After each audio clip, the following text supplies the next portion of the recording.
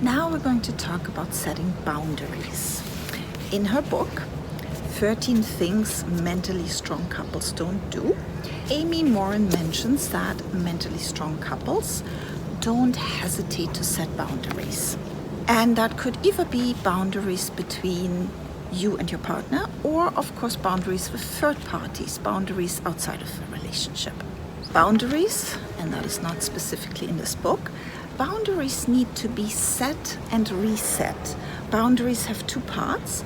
Part number one is setting a boundary, and then part number two, inviting the other person to interact with us within those boundaries. Also, we might need to reset the boundaries a few times before people get used to them and accept them.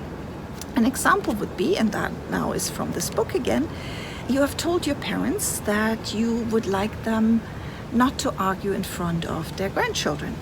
Next time an argument breaks out because they forget about that new boundary that you have set, you just simply pack up your kids and calmly, quietly say, it's time for us to go, and you leave. Once you've done that a few times, your parents will get used to not arguing in front of the kids. Or another boundary would be someone who gets angry at you, shouts at you. You can just simply calmly say, let's talk about this tomorrow when we've both had time to calm down, and then leave. So why do we hesitate to set boundaries? Here are some possible reasons. Perhaps we believe that others will think we're mean, we're not a nice person when we set boundaries. Or perhaps we're worried that they won't respect our boundaries anyways. We might just simply want to keep the peace, so that's when this pleaser part that we all have comes out and takes over. Underneath the pleaser part could be a fear of abandonment. Possible reason is that we don't know what we want or need. Know what a reasonable boundary in a specific situation is. And that is especially difficult if you have grown up in a household with poor boundaries. Boundaries are very personal. There's no right or wrong. What works for you and your partner might not work for another couple, and vice versa. Here are some examples Amy Morin names to talk about and decide whether that is a healthy boundary for you or not. Do we knock on closed doors before we're entering? We should ask permission to look at the partner's phone. How do we feel about public display of affection? Perhaps it feels comfortable to hold hands, but other forms of public display of affection is not okay. That would be a boundary. And another really important boundary might be that your partner does not have to share what they talk to their therapist about.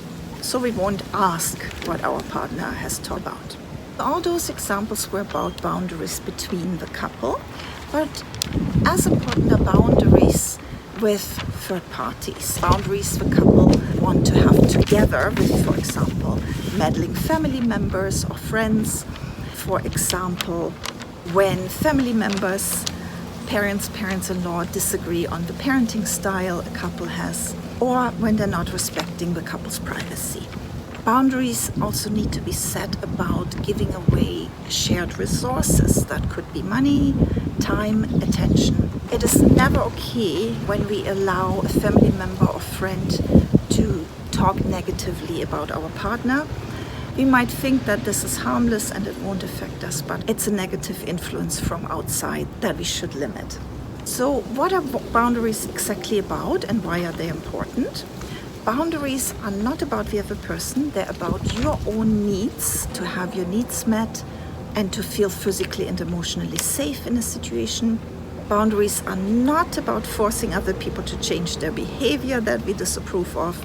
Let's say the other person is smoking or drinking or getting angry and we disagree with that, and hence we're setting boundaries. It does not work to control people this way. Now in your relationship, you might be the one who's struggling to set boundaries, or perhaps it's your partner. Let's start with your partner struggling to set boundaries. You want to approach this with compassion, of course, and understanding. Make sure you share how you feel about your partner's lack of boundaries. You might feel anxious or overwhelmed because of this. Let your partner set their own boundaries with their friends, their family, or definitely work colleagues. And just simply encourage them to take small steps into the right direction. If you're struggling with setting a boundary, the first question to ask is my lack of boundaries affecting my partner, either directly or indirectly? If my partner is affected directly, I definitely need to consider setting these boundaries. And even if they're affected indirectly, I might need to make changes. Let's say I have poor boundaries at work with a demanding boss or colleagues who take advantage of me. As much as that doesn't affect my partner directly, it might affect them directly that I don't have as much time for our relationship as I could have, or that I'm perhaps constantly complaining about work. So there is something to change then, even if I choose to not change the boundaries at work. That would be up to you. You would, for example, have to stop complaining or complain using certain rules. I've got another video about 3 rules for venting when we feel we need to share. Let's talk about some common traps people can fall into when setting boundaries. If you and your partner are disagreeing on setting boundaries with third parties, you need to have a good talk and you need to find compromises. If you don't like the boundaries your partner has set with you, well, too bad. You don't need to agree with their boundary. You only need to respect it.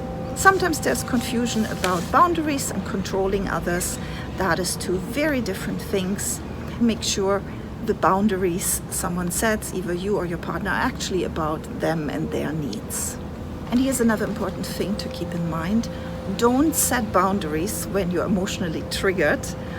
Imagine you've just had an unpleasant experience at your partner's family. Maybe you went to the parents' house and out of anger you say, I will never go to your parents' house ever again. That would be not the right time to set a boundary because you're overreacting in that moment. In case that happens, apologize and then consider what a healthy boundary would be that you need in this situation. If you haven't quite decided yet what your boundaries should be, you can also set a temporary boundary.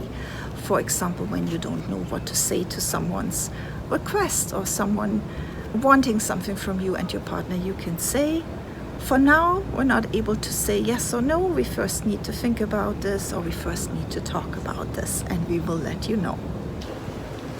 Here are some conversation starters for you and your partner. You want to change this. You could talk about boundary setting that went well. So ask your partner which boundary they feel that you set for yourselves was healthy and is working well. Ask your partner to share an example of a time when they set a boundary, even though it was hard, but they are glad that they did. Or share about a time when you did the same. You set a boundary, even though it wasn't easy to do that, but today you're glad that you did this. And you could ask your partner, how did you find the courage to do this, to acknowledge that it does take courage to set boundaries. But in the end, you will be much stronger as a couple when you set boundaries together with others, and also when you have clear boundaries between each other, so everybody knows what the needs and expectations are and how to interact with each other in a respectful way. That's it for number 3. In the next video, we will continue talking about different things that as a resilient couple, you should stop doing if you're in the habit of doing them.